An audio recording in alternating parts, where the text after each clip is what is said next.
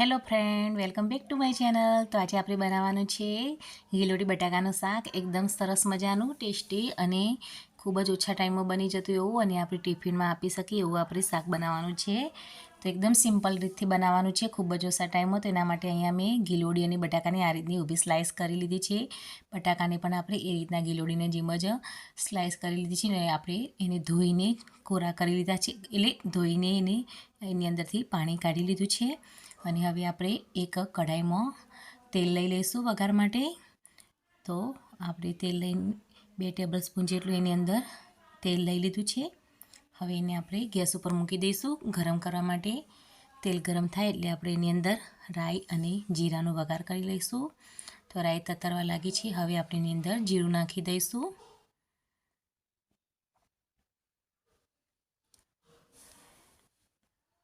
હવે આપણે એની અંદર નાખી દઈશું ચપટી જેટલી હિંગ। બટાકું હોય એટલે આપણે હિંગ તો જરૂરથી નાખવાની, આમ પણ શાકમાં જો તમે હિંગ નાખતા હોય તો ખૂબ જ એવો ટેસ્ટ આવતો હોય છે।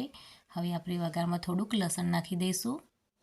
ગિલોડીનું શાક હોય એટલે લસણ તો જરૂરથી નાખો, ખૂબ જ સારો ટેસ્ટ આવશે એનો। તો આ રીતના સમારીને લેવાનું, આપણે એને ખાંડી નથી નાખવાનું, આ રીતના ઝીણું ઝીણું સમારી લેવાનું છે અને આપણે વઘારમાં એને નાખી દઈશું।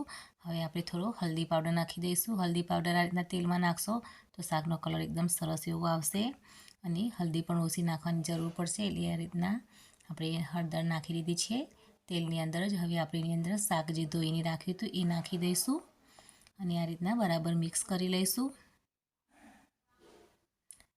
તેલમાં હળદર નાખશો તો એકદમ સરસ એવો શાકનો આ રીતના હળદરનો કલર બેસી જશે, એટલે તેલમાં જ નાખવાની।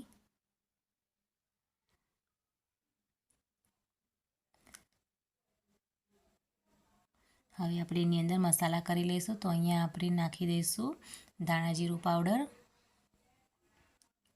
લાલ મરચું પાવડર નાખી દઈશું સ્વાદ પ્રમાણે, અને મીઠું પણ સ્વાદ પ્રમાણે નાખી દઈશું। અને થોડુંક આપણે મીઠાશ માટે ગોળ નાખી દઈશું। તીખું મીઠું એવો સારો એનો ટેસ્ટ આવશે, એના માટે અહીંયા મેં જરીક જેટલો ગોળ નાખી દીધો છે। આ રીતના આખો નાખશો તો પણ એની અંદર ઓગળી જશે, એટલે એને કાપવાની જરૂર નથી। અને આ રીતના હલાવીને બરાબર મિક્સ કરી લઈશું। આ રીતના શાક જો તમે બનાવીને ટિફિનમાં પણ આપશો તો એની બગડવાની કોઈ ટેન્શન રહેતું નથી। અને ઉનાળાની સિઝનમાં તમે પાણી વગરનું જ આ રીતના આપણે શાક બનાવવાનું છે। તો આપણે હવે એને આપણે ગેસની ફ્લેમ ધીમી રાખીને ઢાંકીને આ રીતના ચડવા દઈશું। એની અંદર પાણી નાખવાની જરૂર નથી। 5 મિનિટ થાય એટલે આપણે એને ફરીથી આ રીતના હલાવી લઈશું, તો જે નીચે અડી હોય એ આ રીતના બરાબર મિક્સ થઈ જાય। આપણે આની અંદર પાણી બિલકુલ નાખવાનું નથી। અને ઉનાળામાં જો તમે ટિફિનમાં આપતા હોય તો આ રીતના શાક બનાવવાનું પાણી વગર જ, એટલે એને મોડા સુધી કંઈ થાય નહીં। એ તમે આ રીતના એકલા તેલમાં શાક બનાવશો તો એ ખાવામાં સારું રહેશે। તો આપણું શાક એકદમ સરસ મજાનું બનીને તૈયાર થઈ ગયું છે। તો તમે પણ આ રીતના કોરું શાક બનાવજો ટિફિનમાં આપવા માટે, તો એકદમ સરસ એવું હેલ્ધી રહેશે। એને તમે જો પાણી નાખશો તો બટાકું જલ્દીથી બગડી જશે, એટલે આ રીતના ટિફિનમાં આપશો તો સારું રહેશે। અને મારો વિડીયો કેવો લાગે જરૂરથી જણાવજો। Thank you.